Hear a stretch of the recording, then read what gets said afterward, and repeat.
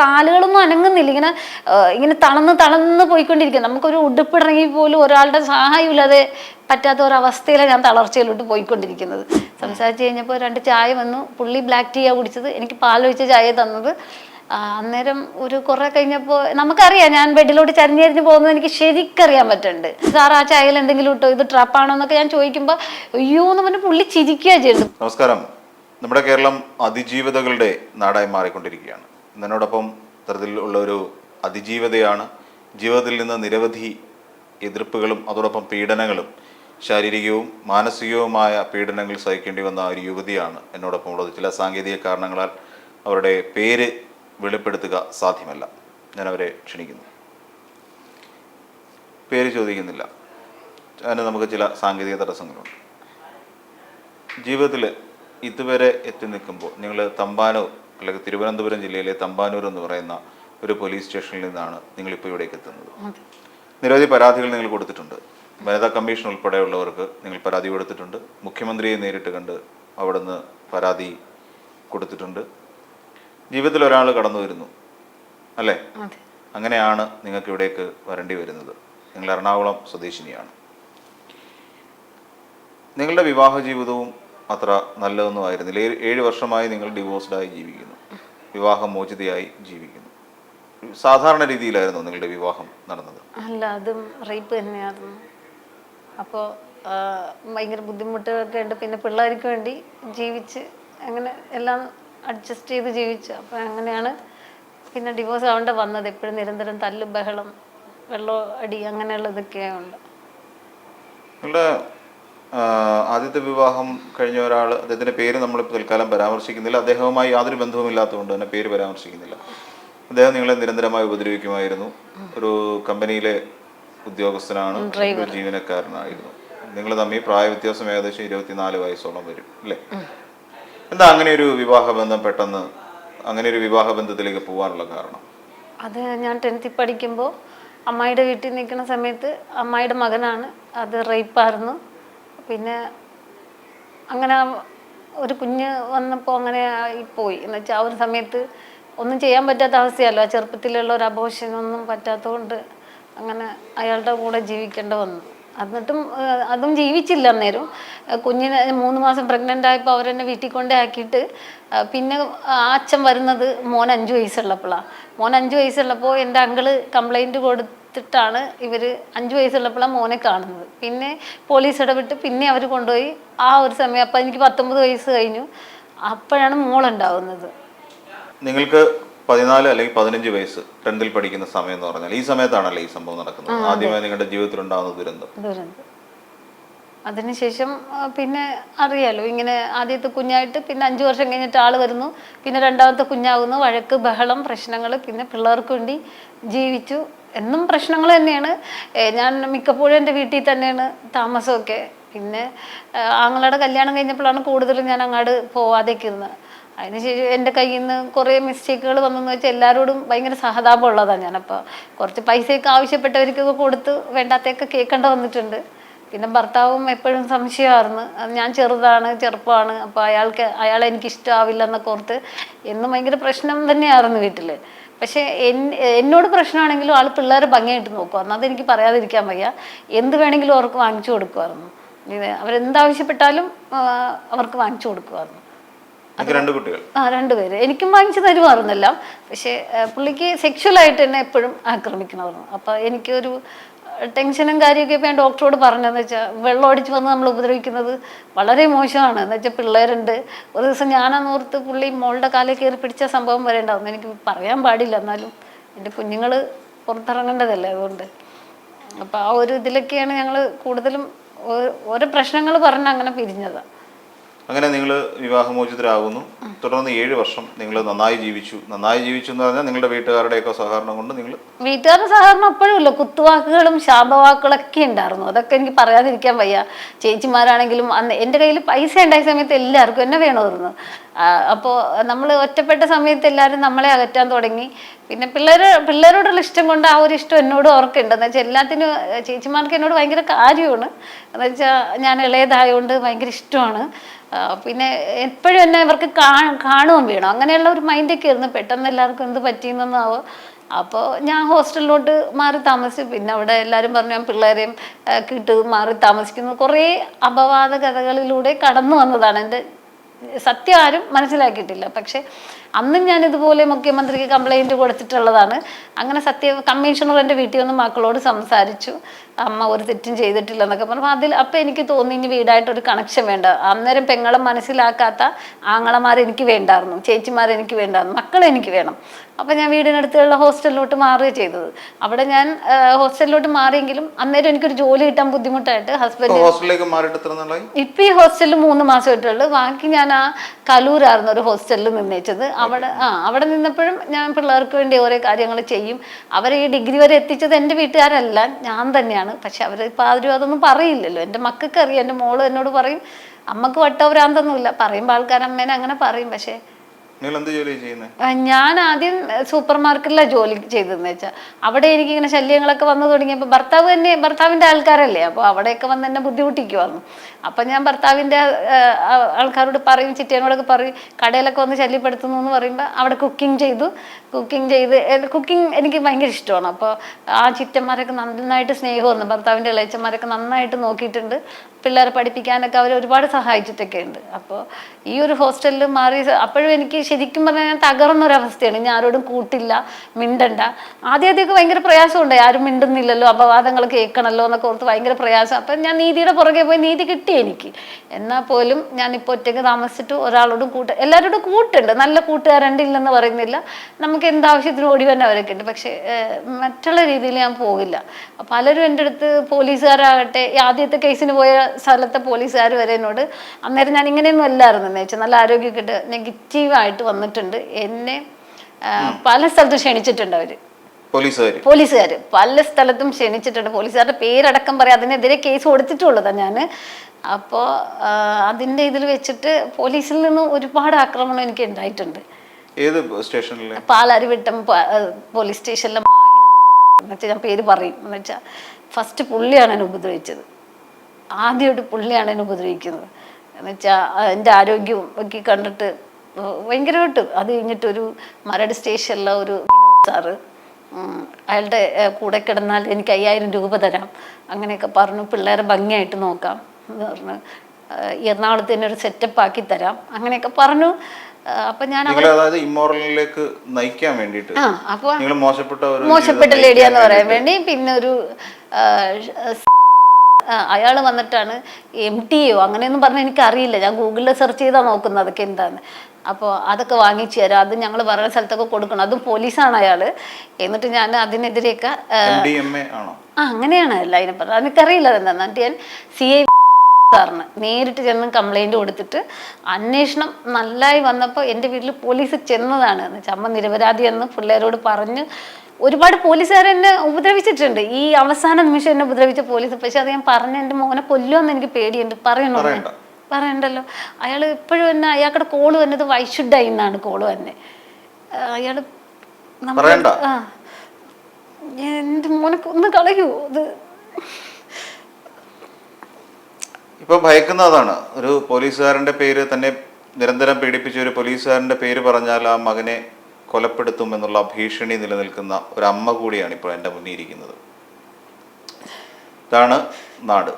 പിന്നീട് ഞാൻ എവിടെ ചെന്നാലും ആരെങ്കിലും ഒരാൾ പുറകെയുണ്ട്. ആദ്യം എനിക്ക് തോന്നലാന്ന് പറഞ്ഞു, ഒരു വണ്ടി തന്നെ വണ്ടി നമ്പർ വരുമ്പോൾ ഞാൻ കംപ്ലൈന്റ് കൊടുക്കാത്ത സ്റ്റേഷനുകളില്ല.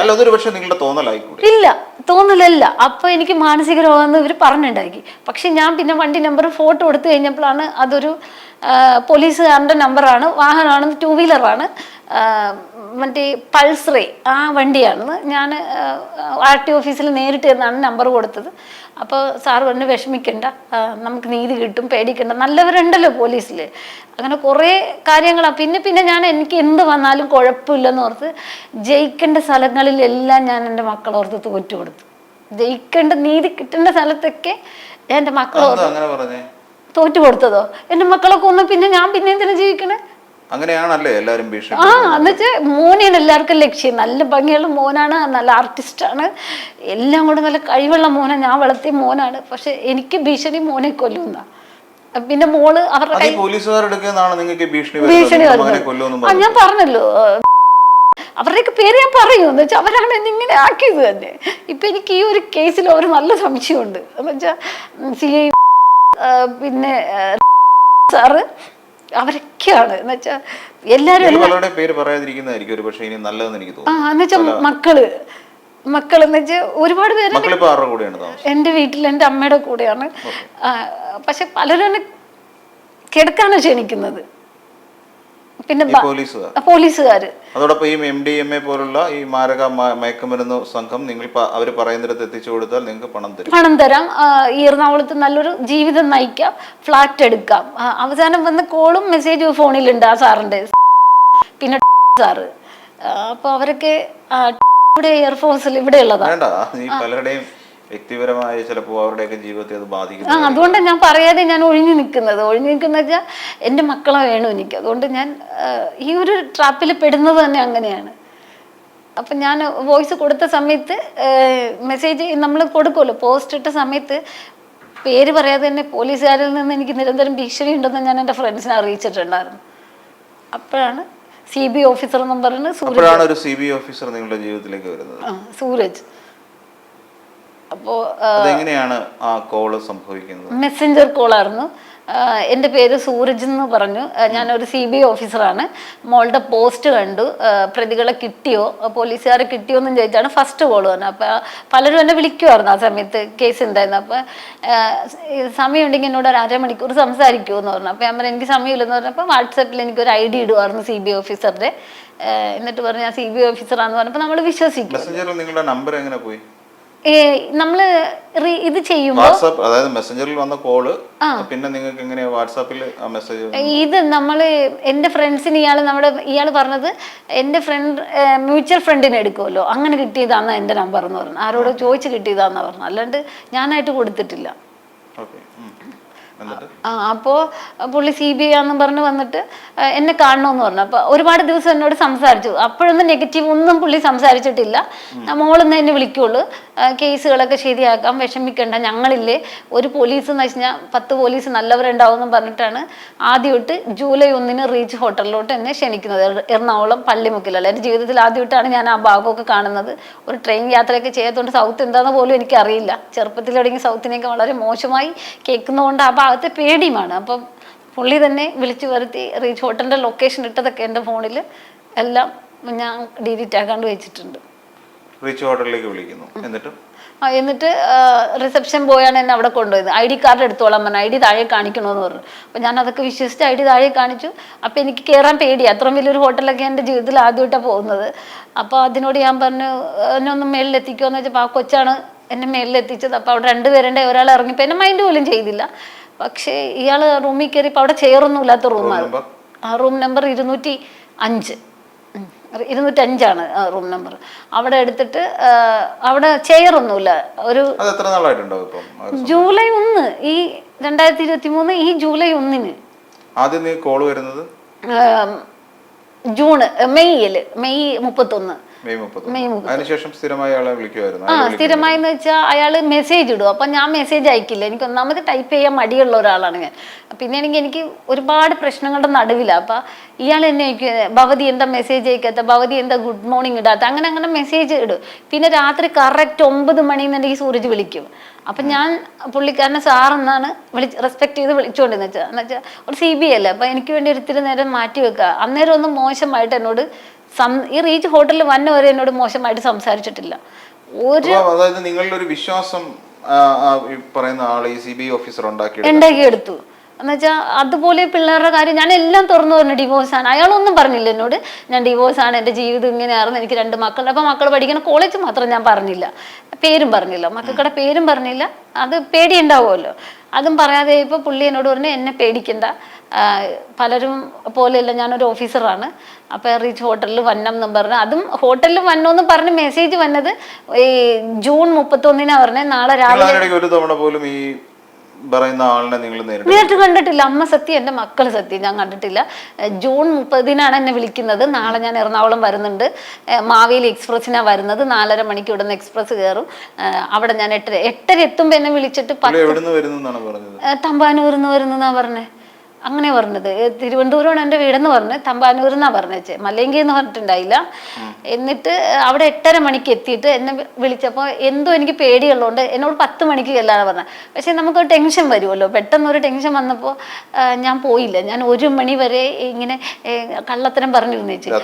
അല്ല, പകല് അയാൾ രാവിലെ എത്തുന്നത്. അപ്പം ഞാൻ പകല് ഇങ്ങനെ അയ്യോ ഞാൻ ചേച്ചിയുടെ അടുത്താണ്, അമ്മയുടെ അടുത്താണ്, ഞാൻ കള്ള പറയണേ, ആ റൂമിൽ തന്നെ ഉണ്ട്, അമ്മയുടെ അടുത്താണെന്നൊക്കെ പറഞ്ഞപ്പോൾ എനിക്ക് മോളെയും കൂടി കാണണം, എന്നിട്ട് എനിക്ക് ഇന്ന് തിരിച്ചു പോവേണ്ടതാണ്, അപ്പോൾ വരണം, ചതിക്കല്ലേ മോളെ ജസ്റ്റ് ഒന്ന് കാണുള്ളൂ, എന്നെ വിശ്വസിക്കാം, അങ്ങനെ പറഞ്ഞ് ഒരുപാട് വിശ്വസിപ്പിച്ച് കോൾ ചെയ്ത് വീഡിയോ കോളിൽ വന്ന് അയാൾ ആ റൂമിലിരിക്കുന്നത്.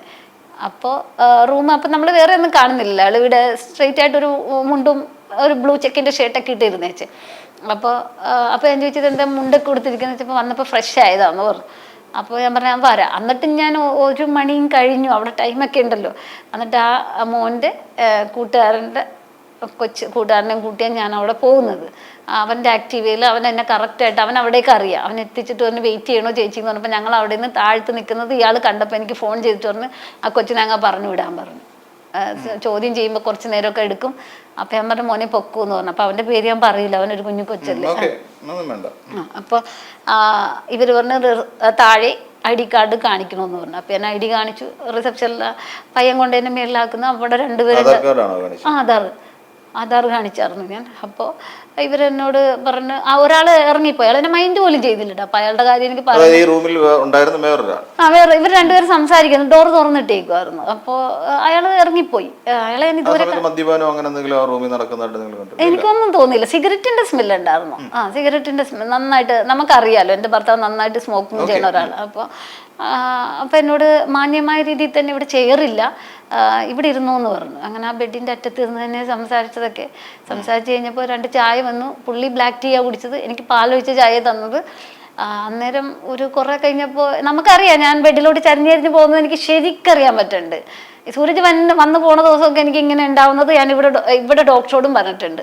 അപ്പോൾ ഇങ്ങനെ പുള്ളിക്കാരൻ ഇങ്ങനെ ഞാൻ വീഴുന്ന എനിക്ക് ശരിക്കും അറിയാം. പിന്നെ ഞാൻ എണീക്കുമ്പോൾ സാറേ 4 മണി കഴിഞ്ഞായിരുന്നു, 4-5 മണി അടുത്താണ് പറയാം. അപ്പോഴേക്കും ഞാൻ ഫുള്ള് ഡ്രസ്സൊന്നും ഇല്ലാതെ കിടക്കുന്നത്.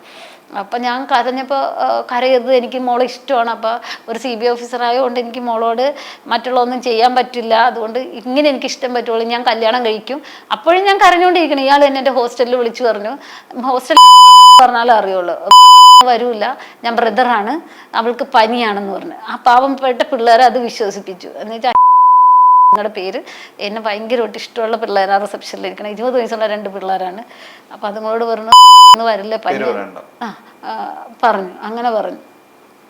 അപ്പോൾ എനിക്കന്ന് പോകാൻ പറ്റില്ല. അപ്പം അന്ന് മുഴുവനും അവിടെ തർക്കമായിരുന്നു, എന്തിനിങ്ങനെ ചെയ്യാൻ പാടില്ല സാറേ. ഞാൻ എൻ്റെ പറഞ്ഞ് മോളെ ഞാൻ കല്യാണം കഴിച്ചിട്ടില്ല, എൻ്റെ ഇത്രയും വയറും വണ്ണവും കൊണ്ട് ആരും എനിക്ക് പെണ്ണ് തരില്ല, അതുകൊണ്ട് മോളെ എനിക്ക് ഇഷ്ടമാണ്, ഒരിക്കലും ജീവിതത്തിൽ ചതിക്കില്ല, ഞാനൊരു നായർ കാസ്റ്റാണ്. അപ്പം ഞാൻ പറഞ്ഞു അയ്യോ നിങ്ങൾ നായറാണെങ്കിൽ ഞാൻ SC ആണ്, അപ്പോൾ അതൊട്ടും ചേരില്ലെന്നൊക്കെ ഞാൻ പറഞ്ഞപ്പോൾ പുള്ളിക്കാരൻ പറഞ്ഞു എന്നെ വിശ്വസിക്കാമെന്നും പറഞ്ഞ് പിറ്റേ ദിവസം എന്നെ അവിടെ നിന്ന് പറഞ്ഞു വിടുന്നത്. അയാൾ തന്നെ എൻ്റെ ഹോസ്റ്റലിൽ ഓട്ടോയ്ക്ക് കൊണ്ടാക്കി. വരില്ല എന്നുള്ള വിവരം നിങ്ങൾ അവിടെ ഞാനല്ലേ വിളിച്ചു പറഞ്ഞു, അയാൾ എന്നെ വിളിച്ചു പറഞ്ഞു. അതായത് നിങ്ങൾ ക്ഷീണം വന്നത് അല്ലെങ്കിൽ മയക്കത്തിലേക്ക് പോകാനുള്ള കാരണം എന്താണ്? ആ ചായ തന്ന ശേഷമാണെന്ന് എനിക്ക് നല്ല ഉറപ്പുണ്ട്. പിന്നെ എനിക്ക് അതിനുശേഷം എഴുന്നേറ്റിട്ട് കാലുകളൊന്നും അനങ്ങുന്നില്ല, ഇങ്ങനെ തളർന്ന് പോയിക്കൊണ്ടിരിക്കുക. നമുക്കൊരു ഉടുപ്പിടണമെങ്കിൽ പോലും ഒരാളുടെ സഹായം ഇല്ലാതെ പറ്റാത്ത ഒരവസ്ഥയിലാണ് ഞാൻ തളർച്ചയിലോട്ട് പോയിക്കൊണ്ടിരിക്കുന്നത്. അപ്പം ഞാൻ ചോദിച്ചപ്പോഴൊക്കെ പറഞ്ഞാൽ അത് മോൾക്ക് തോന്നണേണ്, ഞാൻ വന്ന ടെൻഷനിൽ മോള് ഫുഡ് കഴിച്ചില്ലല്ലോ. എന്നിട്ട് അയാൾ ഫുഡ് വരുത്തിച്ച്, ഒരു ഫിഷ് കറി മീൽസ് വരുത്തിച്ചിട്ട് ഞാൻ അതൊന്നും കഴിച്ചില്ലായിരുന്നു. എന്നുവെച്ചാൽ അതും എനിക്ക് പേടിയായി, പിന്നെ മയങ്ങി പോവുക. ഞാൻ എന്നിട്ട് ചോദിക്കുന്നുണ്ട് സാർ ആ ചായയിൽ എന്തെങ്കിലും ഇട്ടോ, ഇത് ട്രാപ്പാണോ എന്നൊക്കെ ഞാൻ ചോദിക്കുമ്പോൾ അയ്യോ എന്ന് പറഞ്ഞ് പുള്ളി ചിരിക്കുകയാണ് ചെയ്യുന്നത്. പുള്ളിയുടെ ചിരി ആ റൂമ് മൊത്തം കേൾക്കാം. അപ്പോൾ പുള്ളിക്ക് ഇടയ്ക്കിടയ്ക്ക് ആരോ കോള് വരുന്നുണ്ട്, പുള്ളി പുറത്തു പോയി സംസാരിക്കുന്നുണ്ട്, അകത്ത് വരുന്നുണ്ട്. എന്താണെന്നൊന്നും എനിക്ക് ഒരു രാത്രി എന്നെ ഒന്നും ചെയ്യാൻ ഞാൻ സമ്മതിച്ചില്ല. എന്ന് വെച്ചാൽ എനിക്ക് പേടിയായിരുന്നു. പിന്നെ പക്ഷെ അയാൾ വെളുപ്പിനെ എന്നെ നന്നായിട്ട് ഉപദ്രവിച്ചു. വെളുപ്പിനെന്ന് വെച്ചാൽ 5 മണിക്ക് ഇനി ഞാൻ കൈവിടില്ല അങ്ങനെ എന്നൊക്കെ പറഞ്ഞിട്ട് അയാൾ തന്നെ എന്നെ ഒരു ഓട്ടോയിൽ ഹോസ്റ്റലിൽ കൊണ്ടാക്കി ചെയ്തത്. അയാൾ തന്നെ അയാൾ 3-ാം തീയതി തിരിച്ചു പോയത്.